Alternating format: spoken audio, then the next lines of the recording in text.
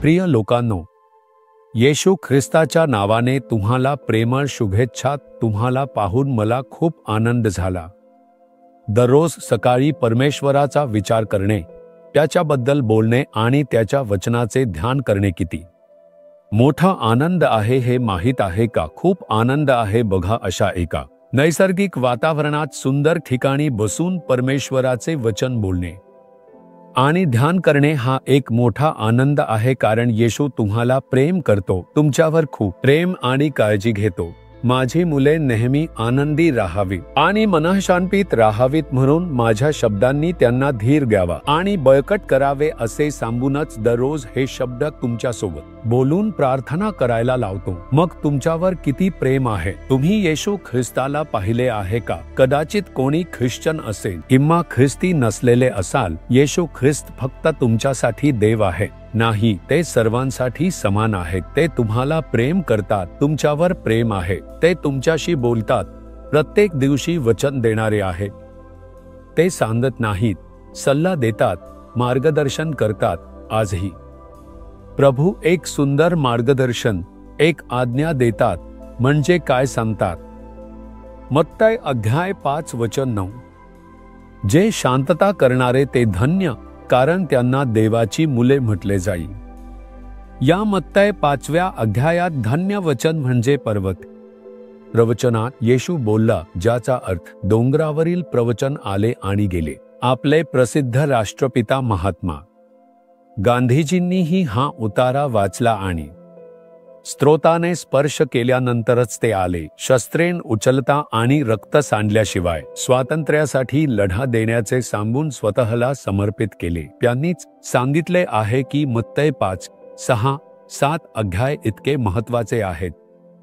त्यात येशू अनेक गोष्टी सांगत आहेत। त्यापैकी एक म्हणजे शांती प्रस्थापित करणारे। धन्य ते धन्य, आशीर्वादित, याचा अर्थ ते देवाचे पुत्र म्हणून ओळखले जातील।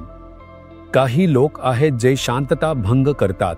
एक पती पत्नी आनंदात आणि शांततेत असलेले आवडत नाही, ते तोडण्यासाठी काहीतरी करतील। पालक उलट चांगल्या एकतेत आनंदात असतील त्यांना आवडते।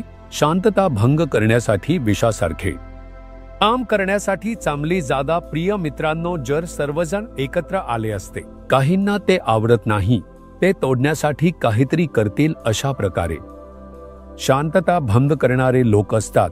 ते राक्षसाचे स्वभाव आहे, तोच शांतता भंग करणारा आहे। त्यामुळे तुम्ही अशा प्रकारे काही केले असेल तर मन परत जाऊन कबूल करायला हवे।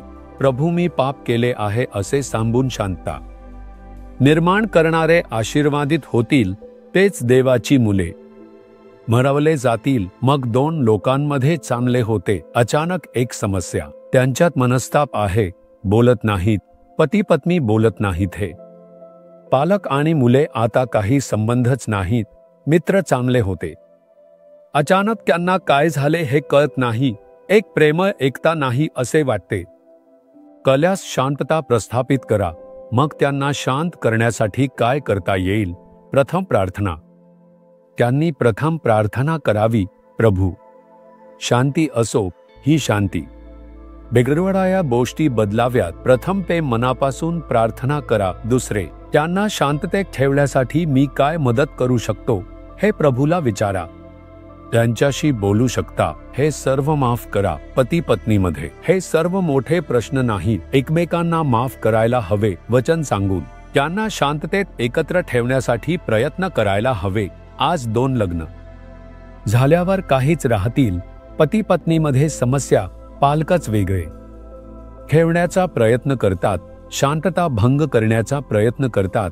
शांतता करा, हे सगळं जीवनात येतं। थोड्या वेळात ठीक होईल। मुलगी सोडून दे आणि जा। भाऊ, सोडून दिलेली पत्नीच आहेस तू, माफ करून जा। तू शांतता प्रस्थापित करण्याचा प्रयत्न करायला हवा। लगेच मी वेगळं करतो, घटस्फोट घेत आहेस, पुन्हा लग्न करत आहेस, हा शब्द बोलला तर मी ते करीन। शाप स्वतःवर ओढून घ्याल, ते परमेश्वराच्या विरोधात एक पाप आहे।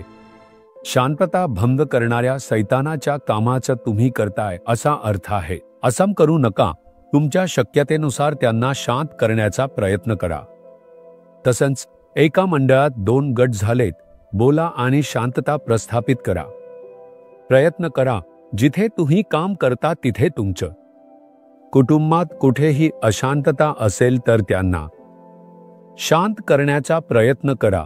असे शांतता प्रस्थापित करणारे लोक आशीर्वादित असतात, कारण ते परमेश्वराचे कार्य करतात. त्यामुळे त्यांना देवाची मुले म्हटले जाते.